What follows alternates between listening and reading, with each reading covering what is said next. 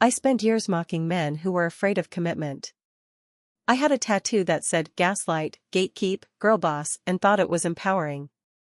I celebrated when my friends stayed single, convinced we were winning some cultural war against the patriarchy. My name is Maya, and I'm 27 years old. This is the story of how I discovered that men aren't afraid of marriage, they're afraid of what marriage has become. And how I realized that maybe, just maybe, they have every reason to be. This is my confession. This is what happens when you finally stop and listen.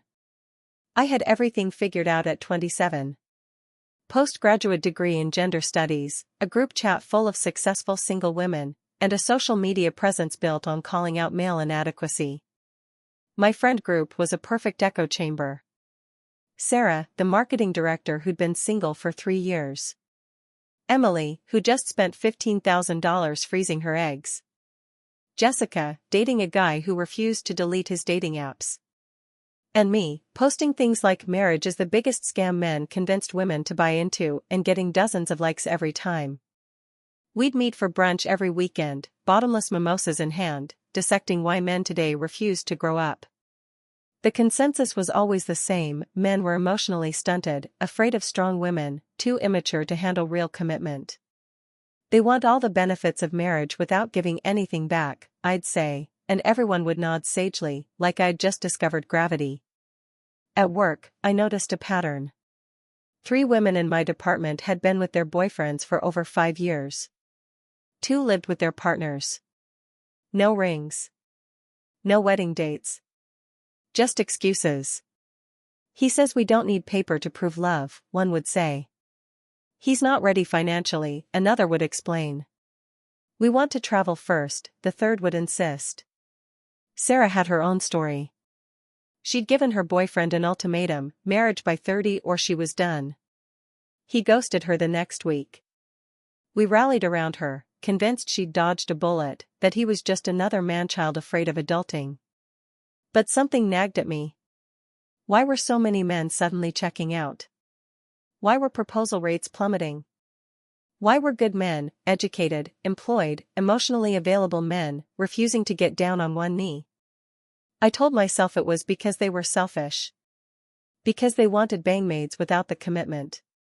Because the patriarchy had conditioned them to fear powerful women. I had no idea I was about to discover the real answer. It started with TikTok.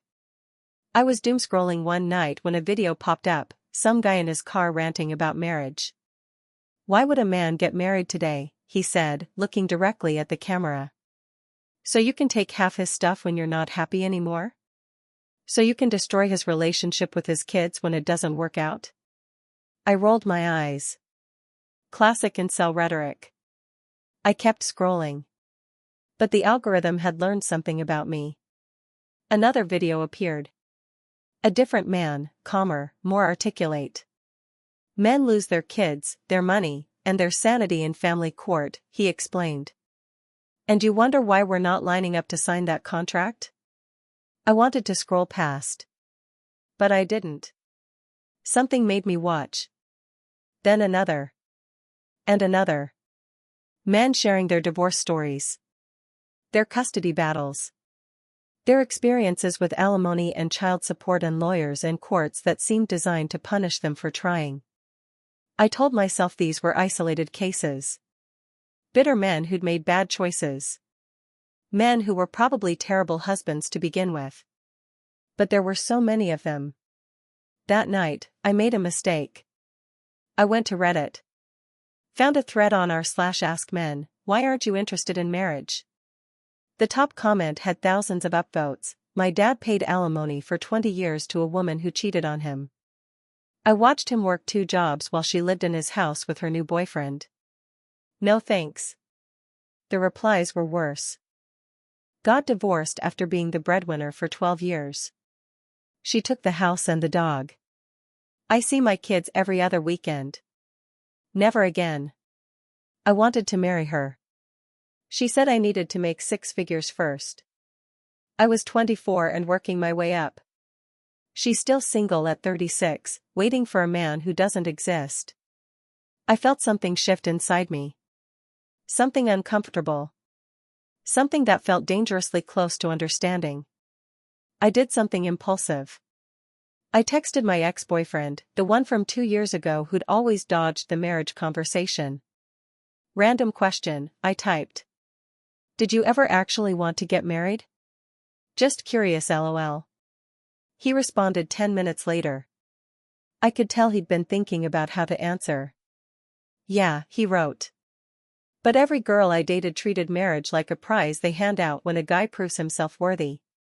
Like I had to earn the right to commit. I just stopped trying. I showed the text to my group chat, expecting validation. He basically admitted men don't want marriage because they can't control women anymore, I said. Everyone agreed. Men wanted free labor, sex, cooking, cleaning, emotional support, without having to offer security in return. But I couldn't stop thinking about his words. Every girl I dated treated marriage like a prize. Had I done that? Had I made him feel like he needed to earn me? I remembered our relationship now with new eyes. How I'd constantly tested him.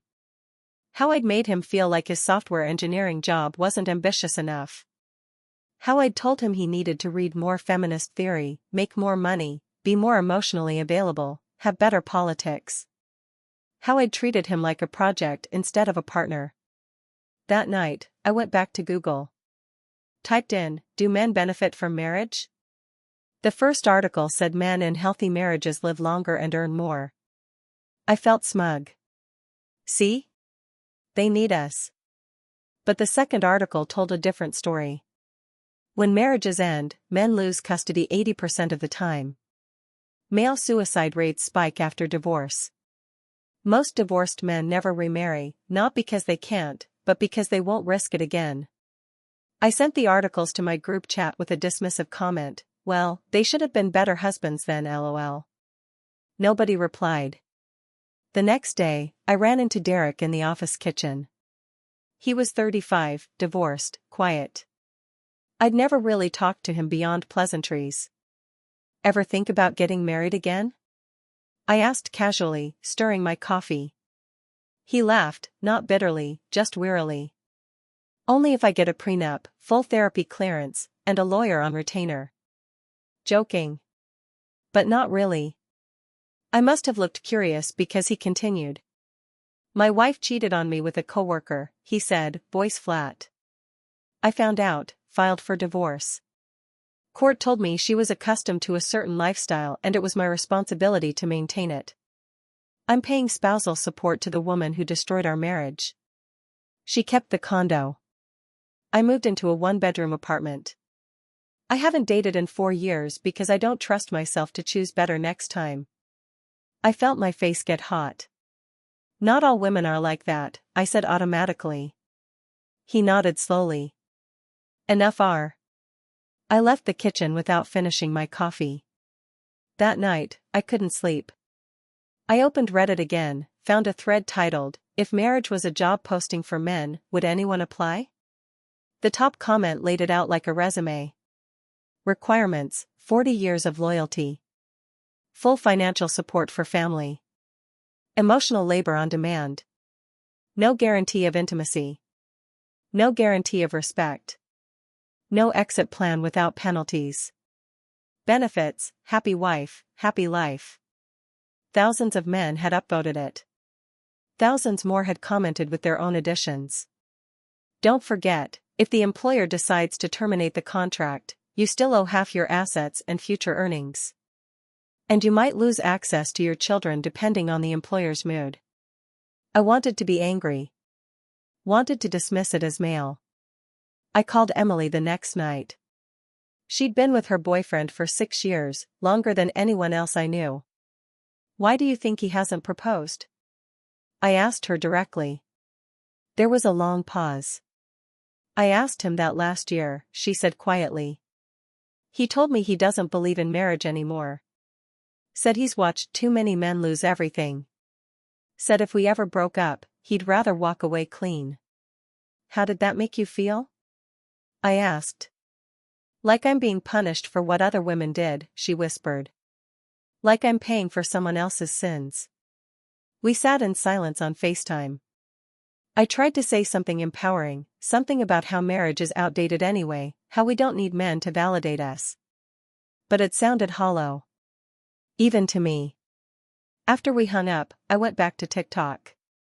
The algorithm was really working now. Every third video was about marriage, divorce, family court, custody battles. One man spoke directly to camera, "We watched our dads get destroyed. We watched our uncles pay for kids they never see. We watched you post divorced and thriving selfies with champagne while our fathers cried in studio apartments. And you wonder why we're not proposing?" Another, "You wanted equality, and we gave it to you. Now you're mad because we're treating marriage like the legal contract it is instead of like a romantic fairy tale. You can't have both." I should have been angry. Should have called it misogyny. Should have posted a takedown. Instead, I just felt cold. I decided to confront it head-on. Invited the girls over for wine night. Opened with a question, "Why do you think men are so scared of marriage now?" Sarah rolled her eyes. "Because it means actually stepping up, and men hate accountability." Jessica nodded. "They know they can get sex, love, domestic labor without putting a ring on it.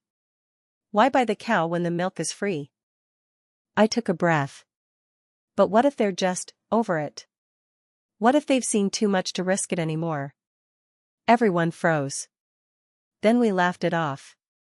No way. Men need women. They just don't know it yet. But I'd started seeing things I couldn't unsee. I'd met someone on Hinge, 31, marketing executive, attractive. First few dates were great. He paid, complimented me, listened. Then I brought up the future. "I'm not looking to waste time if someone's not husband material," I said lightly. He laughed, not meanly, just tiredly. "I've seen what marriage does to guys. You give everything and still get blamed when she's unhappy." "Maybe they picked the wrong women," I said. "Or maybe the system's broken," he replied. The date ended cold. I texted him 2 days later. No response. The group chat said it was classic fear of strong women. But I wasn't sure anymore. I started noticing the women who were getting engaged. The ones posting ring selfies, planning weddings, getting their fairy tale endings. They were different from us. Quieter. Softer. They didn't post about toxic masculinity or emotional labor. They didn't call their boyfriends king ironically. They didn't treat relationships like a constant test. They just supported their men. I tried not to judge them. Tried to tell myself they'd internalized their oppression, that they were settling for less. But they looked happy. Really happy. Then I saw it. A post from my ex, the one who didn't believe in marriage. He was engaged. I stared at the photo. Her hand with a simple ring. Both of them smiling. Caption, "Can't wait to spend forever with you." She was blonde, pretty in an understated way. I clicked on her profile. Her posts were full of couple photos with captions like "his piece," "not his project," and "building a life, not just an aesthetic." I messaged him before I could stop myself. "Thought you didn't want marriage." He responded an hour later. "I didn't. Until someone made it feel safe." Safe. That word echoed in my head for days. What did safe mean? Safe from judgment? Safe from constant criticism? Safe from being treated like he was never enough? He proposed to her after less than a year. I'd spent 2 years with him, lecturing him about toxic masculinity, telling him he needed to deconstruct his privilege, making him feel small for having ordinary dreams. I blamed him. Blamed her. Blamed the patriarchy for conditioning men to want docile women. But deep down, I knew. I went to a wedding the next weekend. My cousin's. The groom looked terrified during the ceremony. At the reception, the bride made a joke in her speech about finally trapping him. Everyone laughed. The groom smiled, but it didn't reach his eyes. I drove home in silence. I started researching. Really researching. Not feminist blogs or empowerment podcasts, but actual data. Divorce rates, 50%. In some places, higher. Custody outcomes, mothers get primary custody 82% of the time. Alimony and child support, men pay 97% of all alimony awarded. Suicide rates post-divorce, men are 9 times more likely to die by suicide after divorce than women. Dating after divorce, 76% of divorced women remarry. Only 64% of men do. And that number was dropping every year. I found forums where divorced fathers talked about seeing their kids every other weekend. About paying thousands monthly to ex-wives while living in studio apartments. About courts that assumed mothers were better parents by default. I did everything right, one man wrote. Worked hard, came home every night, coached my kids' soccer teams. She had an affair. I still lost primary custody. The judge said disrupting the children's routine would be harmful. Their routine was having a mother who cheated. I found statistics on false allegations in custody battles. On weaponized claims of abuse. On men whose reputations were destroyed by accusations that were later proven false, but by then it was too late. I wasn't reading fringe sites. These were mainstream news articles, academic studies, court records. And I realized, men weren't opting out because they were immature. They were opting out because they'd done the math and decided the risk wasn't worth the reward. I posted a tweet without really thinking, men will spend 5 years living with you, sharing everything, but won't propose. They want wives without being husbands. It went mildly viral. Women agreed enthusiastically. Men replied with their stories. I married her after 6 years together. 1 year in, she quit her job and called me ungrateful when I asked her to help with bills. Divorced 2 years later. She got spousal support. Marriage means one argument away from losing your house, your kids, and half your future earnings. And women wonder why we're not rushing to the altar. I kept scrolling. More stories. More statistics. More men saying the same thing. I wanted marriage until I saw what it cost. I thought about my group chat. About Sarah, Emily, Jessica, and me. All single. All accomplished. All wondering where the good men went. They didn't go anywhere. They just stopped playing a game where the rules were rigged against them. I thought about how we talked about men. How we treated relationships like negotiations where we held all the cards. How we demanded they be perfect while we offered them nothing but criticism and contingency. I thought about my tattoo, gaslight, gatekeep, girl boss. I'd gotten it ironically. But was it really ironic? Or was it exactly who I'd become? I posted one more tweet, maybe men aren't afraid of commitment. Maybe they're just done being punished for trying. My mentions exploded. Women called me a traitor, a pick-me, a handmaiden to the patriarchy. But I also got messages from men. Dozens of them. Thanking me for finally listening. Finally seeing. I wanted to marry my girlfriend, one wrote. But she spent 3 years telling me I wasn't ambitious enough, wasn't feminist enough, wasn't evolved enough. I realized I'd never be enough. So I left. She's still single, still posting about how men can't handle strong women.